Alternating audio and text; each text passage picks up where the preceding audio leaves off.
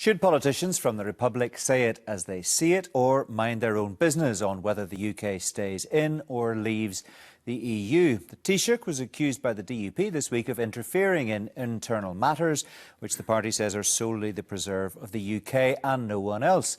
The Fianna Fáil TD, Brendan Smith, says that attitude's regrettable, and he joins me now from our Dublin studio. And with me here in Belfast is the TUV leader and former MEP, Jim Allister. The DUP was invited to be part of tonight's discussion, but declined. Welcome to you both. Jim Allister, first of all, do you agree with Nigel Dodd's point that this is an internal UK matter and the Taoiseach shouldn't be interfering in it? Of course, this is singularly a United Kingdom matter. It's about the future of the United Kingdom, whether we're in or out of the EU. And the referendum is for the people of the United Kingdom. And therefore, the decision lies with them and them alone. Of course, people in the Irish Republic, people in France, people in other parts of Europe can have an interest in what happens. When the Irish Republic voted on the Lisbon Treaty, I, as an observer, was interested to see what they would do. I was interested then when they were bullied into having a second referendum when the first result didn't suit Brussels. But I never for one moment thought it was any of my business to participate in that process or to seek to influence that. But the first point is that the DUP got it absolutely right. You're in complete agreement with Nigel Dodds on this. I think Nigel Dodds stated the sensible position. I think Arlene Foster rode back from that somewhat, but I think it's patently clear that this is a matter for UK voters alone. But is it acceptable for someone like Brendan Smith, who we're going to talk to in just a moment, whose remit, of course, as a Fianna Fáil opposition spokesman, includes the border region? Is it right for him to have a view on the subject, since, for example, EU funding is directed at Northern Ireland and the border region of the Republic? He's entitled to have a view, but he's not entitled to imprint that view upon the voters of Northern Ireland and to try and shape and dictate how we should respond to this wonderful opportunity after 40 years of the shackles of Europe to liberate ourselves and to grow our economy where the growth is outside of the declining European Union, and to build trade with the rest of the world where, as I say, the growth is. He's entitled to have a view, but he's not entitled to a vote, and he's not entitled to act as if he has a vote. So how do you feel about that, Brendan Smith? Jim Allister, they're very clearly saying you're entitled to a view, you can have an opinion, but you mustn't seek to influence the outcome of the referendum. No, and I would totally disagree with Jim. And I think it's very important that those of us in public life in the South, that we participate in the debate and that we outline the facts and the concerns that we would have if Britain decided to leave the EU. What we are concerned about is the development of relationships on this island between North and South. We know there are huge synergies between the economy north of the border and the economy south of the border. Jim mentioned France and other countries could have an interest in the debate in Britain on the forthcoming referendum. The situation with us is that we are the only country with a land border with Britain. We are actually a close ally of Britain in the European Union. I served as Minister for Agriculture, Fisheries and Food. I attended many Council of Ministers meetings in agriculture and in fisheries, and we have a very good and close working relationship with Britain. Right. We differ with them very strongly on some particular issues, but on a huge range of issues, we would be very close allies. Right, but just to be absolutely clear, Mr Smith, you said you began your comments by saying you disagree with Jim Allister. Are you saying that you actually think you do have a right to try to influence the outcome of the referendum in the UK? No, we have a right to put forward our viewpoint, and we would hope that the electorate would take our views into account. So you do want to actually influence the electorate in Northern Ireland and in the rest of the UK? No, I didn't say that. Well, that is what you've done. With respect, that is what you seem to just have said. So clarify it for me. Of the campaign, obviously. I think what we want to state is what we want to put clearly across is the huge, important and positive leverage that there is for both economies, for the people both north and south, by both of us being members of the European Union. You take the whole area of agriculture, food, fisheries. We work very closely with our counterparts in Northern Ireland in advancing as strongly as possible the cause of agriculture and food, be it north or be it south. And we work together in that respect. And I have to say that on a daily basis, there's huge trade and commerce and business north, south and south, north. Yeah, surely we don't want barriers put up to trade on this island as those of us who lived on the border grew up with for far too long. Very quickly before I come back to Jim Allister, just to clarify this for me, are you saying that your view is it would be better for the UK to remain in the EU, but it's up to voters here to decide for themselves? Or are you saying directly to people in Northern Ireland tonight who will have a vote in this referendum, please don't vote to leave the EU?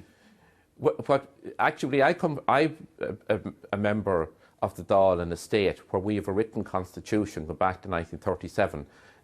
Sovereignty resides with the people in our written constitution. We totally respect the sovereignty of any other country to make its own decisions. That does not exclude us from participating in the debate and outlining what we see are the issues and what we see are the negatives or the positives, whatever side of the debate. Is that fair enough, Jim? Well, it certainly excludes them from campaigning.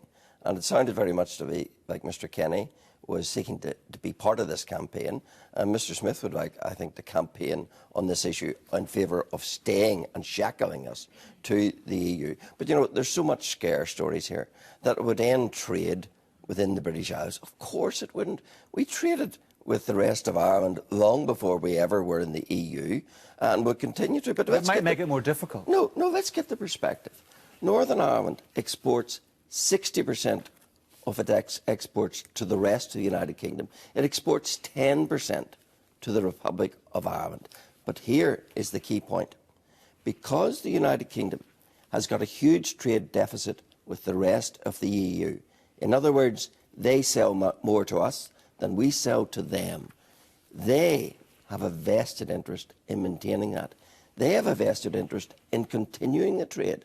So if and when we exit, there will be agreements to continue that trade. Yep. And that will apply to the Republic of Ireland as well as the rest of Europe, because it's more they need us more than we need them in terms of trade. Mark, could I just say is that we're in a single market of 500 million people. That suits us very, very strongly as a strong trading nation, and similarly to Britain. As a country, we export 80% of what we produce here. That's double the European Union average. Britain is our nearest neighbour. They're our major trading partner. We are likewise a huge trading partner for Britain as well. If you think of it, Britain exports more to Ireland than they do to Brazil, India and China combined. Yes, but so that shows the huge trade that there is across the Irish Sea in both directions. And I firmly believe that there are, if the parameters that we trade in at the minute, if there are obstacles put in those ways, if there are new restrictions which add to costs for both the exporter and the importer, it will actually be a negative for the economies, both Britain and Ireland. But the difference is, for the Republic of Ireland, the bulk of their trade is with the rest of the EU. For the United Kingdom, the bulk of our trade is with the rest of the world. Therefore, we can afford to leave. It may be the Irish Republic, because they're so tied in their trade, they can't afford to leave. That's a matter for them, but they might well see the wisdom after the United Kingdom flourishes from leaving the EU of following us out. And if they do, that's a matter for them. OK, dangerous strategy, though, because a lot... Hang on a second, Brendan Smith. It's a dangerous strategy, Jim Allister, because a lot of your critics, your opponents, and those who would like to see the UK continue its membership of the European Union say that while the UK may be a net contributor to the EU, Northern Ireland... There's no may about it. Northern Ireland, however, is a net beneficiary. No, that is not correct. Well, that's what they say. The United Kingdom, in round terms, contributes £20 billion a year into the EU. Now, our proportionate share of that, it's like applying Barnett in reverse, is something between £500 and £600 million a year. I got the figures a couple of weeks ago by asking the questions in the Assembly. Our total receipts in the last available year, 14-15, from the European Union are £430 million. Yeah, but look at the most recent funding, just announced last week by the SEUPB, which is €500 million over the next 5 or 6 years for Northern Ireland and the border region. Now, if Northern Ireland, your critics would say, Jim Allister, if Northern Ireland doesn't continue to be part of the EU through the UK, we'd lose out on that kind of funding. What the SEUPB announced was for the next 7 years, €229 million, £175 million, £25 million per year over the next 7 years for the border regions of the Republic and Northern Ireland. That's all it is. That for Northern Ireland spend terms and peace money is about £15 million a year. That is nothing when you compare the fact that our health service gobbles up more than £4 billion. So you just dismiss and on top it? of that, there's the Interreg money, right? Which is of something of a similar vein, spread even similar. So Mark, that's some of our own money we get back. All right. But never forget, Jim, it is our own money we're getting back, and we only get back half of what we put in. Brendan, how do you respond to that? But I also say that, of course, Jim is not factoring in the fact that foreign direct investment comes to both Ireland and Britain from countries outside the European, such as the States and would come Asia far and more elsewhere. freely if business wasn't subject to the bureaucracy of Brussels. That's also based on access to the European market of 500 million people. So that's one other factor that Jim has not alluded to. Could I just say, I have the privilege of representing two southern Ulster counties in Dáil Éireann, namely Monaghan and Cavan. I meet with a lot of my neighbours north of the border in Fermanagh, Tyrone and Armagh, the farming community. I have yet to meet a farmer from any political tradition in Northern Ireland that is not in favour of remaining in the European Union. Because the farming community and that particular sector, farming and agriculture, is absolutely dependent on our continued membership of the European Union. Sorry, and there have been very good transfers of support to farmers in Northern Ireland let me put and that the Republic and elsewhere as well. And how do you respond to that, Jim Allister? Because the farmers, a lot of farmers are very nervous about Brexit. There is no sector